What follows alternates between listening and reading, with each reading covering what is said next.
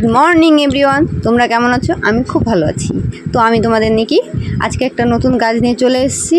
ঠিক আছে, প্রথমেই দেখো একটা কারদানা ওয়ার্কের মধ্যে ব্লাউজের আর কি হেম করব। তো দেখো এই দেখো হেম করতে বসে গেছিলাম আমি।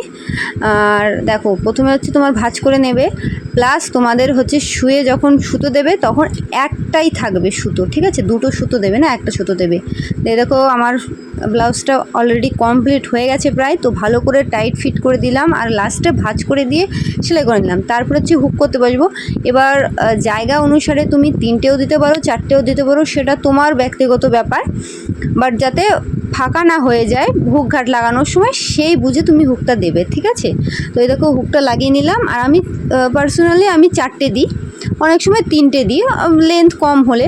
তো এই দেখো 4টে হুক আমি দিয়ে নিয়েছি, দিয়ে এই যে কমপ্লিট করে নিলাম ব্লাউজটা। এরপরে আমি করব হচ্ছে ঘাট, আর পুরোটা মেপে নিলাম। দেখো ঘাট করার সময় প্রথমেই তুমি সুইর ভিতরে 4বার বা 2বার সুতো দেবে এবং ভাঁজ করে 4বার করে নেবে। তারপরে হচ্ছে তোমার এদিক ওদিক দিয়ে 4বার করে সেলাই করে নেবে।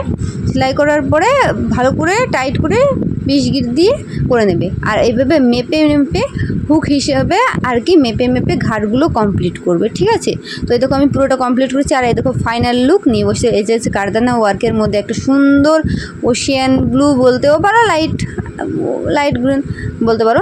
তারপর একটা ছিল রেড ভেলভেটের মধ্যে আর ফুল স্লিভ ছিল। এটা পার্সোনালি আমার খুব পছন্দ ছিল, পান পাতা গলার পিছনে লেস দেওয়া ছিল।